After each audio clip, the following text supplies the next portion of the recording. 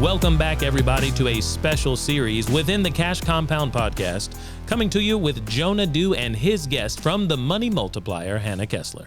Hello, Money Multipliers, and welcome back to another episode of the Money Multiplier podcast. I'm your host, Hannah Kessler, and again, I'm joined here by my friend, colleague, mentor, Jonah Dew. Jonah, what's up today, my man? Good morning. Good morning. I'm doing fine today. Doing fine. Had a little bit of a restless night of sleep last night, based on my kids. Really, I was having a great night of sleep. They were having a restless night of sleep, which caused me to have a restless night of sleep. If any other parents can feel me out there. So other than that, I'm doing fine. There's no issues over here, and having a great old day. How are you doing? Good. No. So I'm good. I know you told me right before we got on, you got them new bunk beds. So I the did.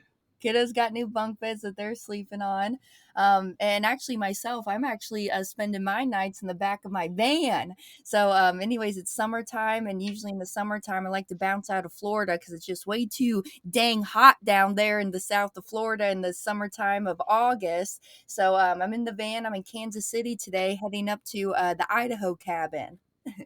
Very cool. Very cool. Yeah, I did get him new bunk beds. My son was he says the bunk beds are a little uncomfortable. First night on the top bunk, I said, "What do you mean a little uncomfortable?" He said, "Well, Dad, the bunk beds are made out of wood, and if you sleep on wood, it's uncomfortable."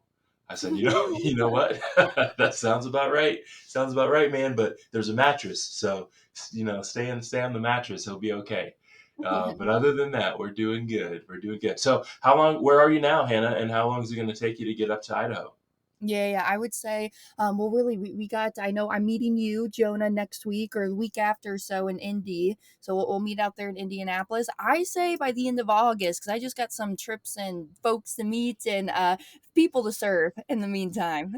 Very cool. Very cool. So, just in case you guys have been listening to the last few episodes of the podcast, you should know a few things. And one is we've actually got some special guests slated for the end of the month and as we move forward. So, keep on listening. We're going to have some fun with some special guests. And then, like Hannah just said, we're actually going to be together in just a few weeks, which also means we'll have some special guests. We're going to meet a few of our other business partners and agents, and we're going to interview and talk to them and stuff like that. So we should have some more special content for you coming very, very soon. Very, very Yeah, soon. man. I'm excited about it. So, all right, Yeah, hop into it. let's do it. All right. So let's talk about this. So, anyways, this is a story that that was posted online out there, and really, I just kind of wanted to debrief the story, kind of just like a fun little episode today. I know, our last episode was actually a person, an actual client, prospect that was writing into us, but this one we found elsewhere out there on the web. So, I don't know. So Jonah, do you want? I'll go ahead. I'll start off the story. Do you have any comments before we hop into it?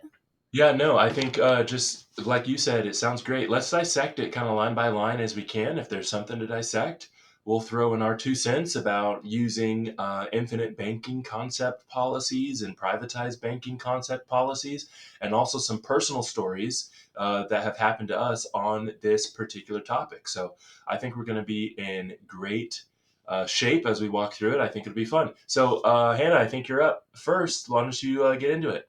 Let's do it. So, all right.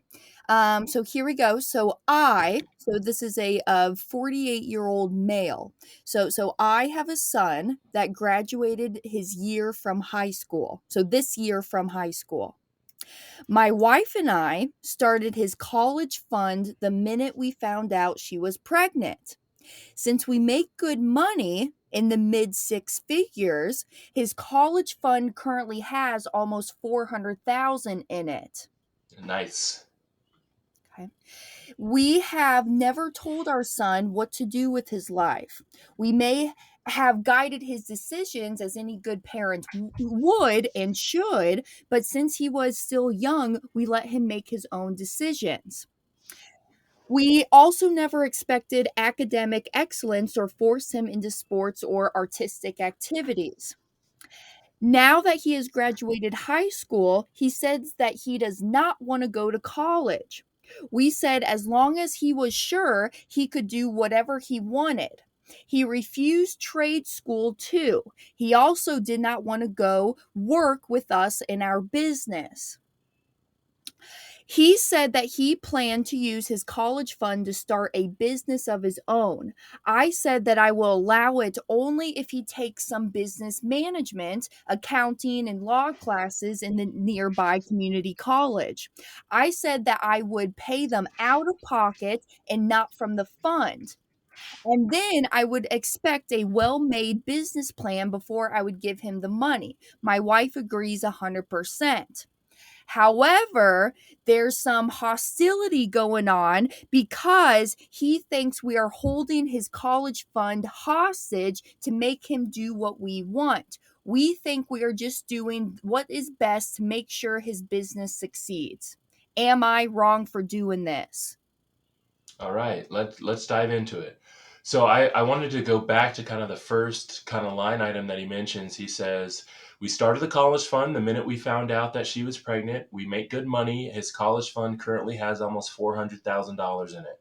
So, and we know that his son just graduated from high school. So if you just graduated from high school, what are you, 17, 18, 19? Is it Yep. okay? I mean, he doesn't say that, but let's just assume he's 18 years old, right? You started the college fund the second they found out she was pregnant. You got 18 years of putting money in it. Got $400,000 in there. If you divide that by 18, that's about $20,000 a year. $20,000 a year that they're putting into this college fund. So that's pretty significant. Yep. Now, so let's kind of start with why they would be putting money into the college fund. Like, what are some of the advantages that folks say are the reason you'd put money into the college fund? So I know one advantage that lots of people would shout out right away, and they say, well, I'm going to do that because the money grows tax deferred, right? That's It it. grows tax deferred. There's a tax benefit. And again, because it grows tax deferred, I can actually deduct whatever I'm putting in that plan from my annual income, so I can pay a little bit less taxes as well. Let me ask you this question, Hannah, though. What does tax deferred mean? Tax deferred means is that I'm putting my dollars into an account. They are pre-tax money. And then now it's in an environment where it's growing in that pre-taxed environment. So now when I want to go and take it out later on in life or when I'm ready, I got to go and pay the tax on that money now. Oh goodness. Okay. So I think a lot of people get a little bit confused with tax deferred and maybe tax free or what's the word I'm looking for? Just not non-taxable, right? Tax deferred means I'm not paying taxes now and I agree to pay taxes later. So let me ask you this question. And I know we didn't do a little bit of research. Maybe someone on the who's listening can ask us or tell us this answer. Has the tax code around 529 college savings plan changed in the last 18 years? Good Wouldn't question. that be a question that would be interesting to know, right? Because instead of paying the taxes on the $20,000 a year, you determined or decided, no, I'll wait. I'll gather all the money. I'll let it grow if it grows, right? Because 529s are actually investment accounts. They're called college savings accounts, but they are investment accounts, meaning it could go up, could go down, that type of thing. And then I'm agreeing to, oh, I'll pay taxes in 18 years, right? And so the question then is, well, did taxes adjust? Did taxes change in the last 18 years toward these specific plans? And of course, we'll take a look at that really quick. And if you know the answer to that in the comments, then shout it out. But that's kind of the first line item, right? Well, they're more than likely putting money in there because the tax deferred concept, right? The other line item that they're putting in there is a lot of people want to do that because it's like a plan or a program that kind of promotes I really should be saving for my kids' college tuition, right? So it's like no other Mhm. options. Does that make sense? It's no other Yeah. options. It's forcing me into saving for college, which a lot of people think is a really good thing. But as you could say it's a really good thing, a lot of people would maybe say that's a really bad thing. There's no other options. And I think you had a story like that where someone had put some money into a college savings plan for you, but then it didn't work. It couldn't work, right? Yeah, yeah, yeah. So with my stories is that, I was actually I was using my college plan. So this was actually my grandpa. My grandpa was doing this. He was doing it for me, my younger brother, and then also my cousin. And he was putting dollars away. I don't know, we maybe had about $10,000 in that college education plan. And anyways, what grandpa would do is he's fund into that, and I graduated high school and I was ready to go to college. And the first step that I did was I actually did start classes down at a community college here over in Kansas City. The college plan worked. It did work in that sense for the community college, and I was allowed to use those dollars to go out and buy my school books. So that was perfect. However, you know what I did? I never finished that community college. I actually was interested in going out and looking at a school over in Savannah, Georgia. This it's called SCAD, Savannah College of Art and Design, and over in Savannah, I was so dang close. I was almost just a penny over going toward to that school. But anyway, so some life things happened, and so I never went. But what I found out is that school would not, my college education plan would not fund for that school. It was not allowed. With what that university did not accept that college education plan. So I'm like, well, what do I do with all this money that I've been saving up to go to this college that grandpa's been saving up inside of this plan? And now grandpa still calls me to this day because he's like, Hannah, I need to figure out a way how to get this money out of this college education plan and not pay the taxes on it. And I said, Grandpa, I don't know how else to do that besides me going back to school. And I'll be real with you, I don't know if I'm going to be doing that anytime soon. You want to know something crazy? So not only does it not apply to the certain school like in your scenario, but if you were to decide to go to that school anyway and you rack up like, like student loan debt, just taking the government loans, did you know that 529s can't pay off those loans? That you Oh, I can't did not even know use the that. money to pay it off. Now, again, I think there's like a limitation. Like you can use $5,000 to pay it off. But in this gentleman's situation where he's got $400,000 in there, his son couldn't even go to a school where maybe it won't pay for the school and then use the money to pay off the bill. You literally can't even do that either. Because Yeah, again, that would be like paying for the school that it's saying it's you not going can't to pay do for, so. right? Yeah. Exactly. And how crazy is that though? Like I saved up the money and then there's limitations on what school it can pay for. That's wild. Anyway, let's keep moving. So that exact situation sounded like it happened to this gentleman or this gentleman's son in our story. Said Mhm. he didn't want to go to college, he didn't want to go to trade school, he didn't want to work in our business. He wanted to do a business on his own. I said that I'll only allow it if he takes business management, accounting, and law classes at the community college. And he said I was going to have to pay for them out of pocket, not from the fund. How crazy is that? And like, why? 400 $400,000 saved up, and then you're not gonna, you know what I mean? Like what? I guess maybe we're missing part of the story, or we don't have this gentleman to call and ask him, right? But that doesn't seem like it makes a lot of sense to me. Yeah. If I got $400,000 saved up for a child's tuition, school bill here, and then they're gonna go to school, or I'm asking them to go to community college before they start their own business, I would be using that money if I can, if it's allowed for me to use the money, right? It's exactly what I'd be doing.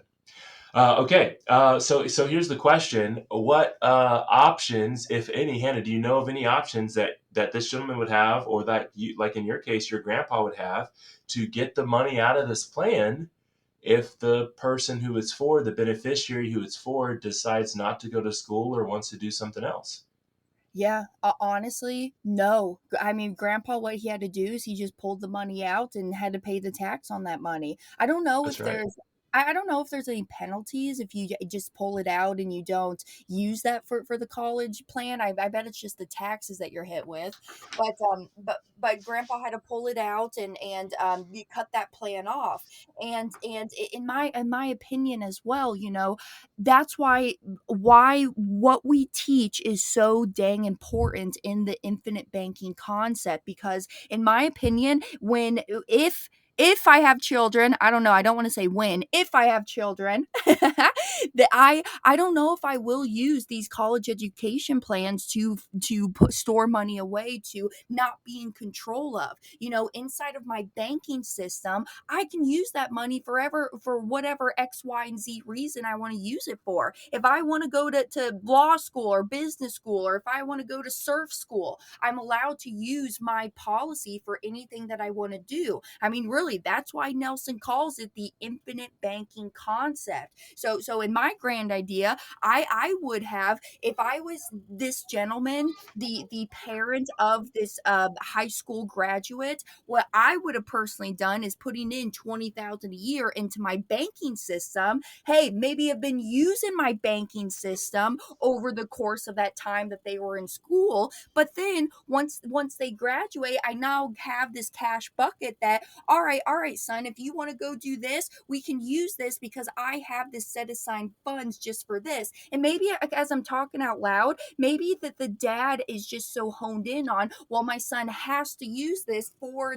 this college education. I mean, maybe that's why he's so honed in on it, because he's got 400,000 locked up into this government sponsored plan that, hey, if my son doesn't use this, I'm going to have to go and pay taxes on $400,000. That's right. That's exactly correct. So again, how that tax deferred works is if you put in $1,000 and it grows by 50. If it grows by 50, this is an investment, so it could possibly not grow at all. You could even lose your principal. But if it grows by $50, your $50 grows tax deferred, right? You don't have to pay taxes on the growth. But of course, when you go to take the money out, you're going to have the taxes on all 1,050. Now, again, there are considerations where you do give it to your child for school. It's an approved school, it's on the list, and there's not the tax associated with using the money for school. But let me ask you this question, Anna. What about fees? Do 529 plans have fees attached to them? Yes, they do. They sure do. And if you've seen any of our information or presentation, we talk a little bit about fees. How many times have you seen our example? And if you haven't, maybe we can put a link below this podcast or on our website where you can find it. But we talk about the power of uninterrupted compound interest and what happens if there's a fee attached to that and how much money that fee eats Yep. because it's not available or there to compound. For instance, in a 529 plan, it would be the same thing, except the money's not available for it to grow because the fees attached to it, right? So it's not there anymore. Therefore, it can't be invested. It can't earn any money. And all of this is happening inside the 529 plans. So that is exactly how that works. And like you mentioned earlier, just to make it very clear, if you do not use the money for education, I do not believe there's a fee attached to that, but there is income tax. You're taxed federally and at your state level for the income that you take out. And again, of course, as you take it out, that's all going to be income in that particular year. So that could have real implications on your tax liability for that year. Good, good. Actually, when you brought that up, here's a book recommendation for everybody. If y'all haven't heard of this gentleman, his name is Caleb Williams, and he wrote a book called The And Asset. And in that book, he really does touch on how, because when folks go out and they're working with like financial advisors, right? They'll go out, invest their money somewhere, and that advisor will take maybe a 2% cut or whatnot, 2% fee or whatever. But we think about that rate and we're like, all right, it's only 2%. 2% is so small, so seldom. 2% is not going to hurt me. But Caleb really runs the math behind these different subtractions from your investment and how much hindrance it really does make. So just since we're talking about it, I want to give all the listeners a resource to go out and read up a little bit more. The Power of the Uninterrupted Compounding, wealth transfers, maybe even losses, the taxes and the fees, and how much that could really hurt your investment in your warehouse of wealth. That's right. That's right. What about this question, Hannah, for everyone who's listening out there? A lot of people assume that there is principal protection in these 529s. Well, if I contribute 400,000. I want it to be able to grow, but I'm not going to lose my 400,000. Is that true? No.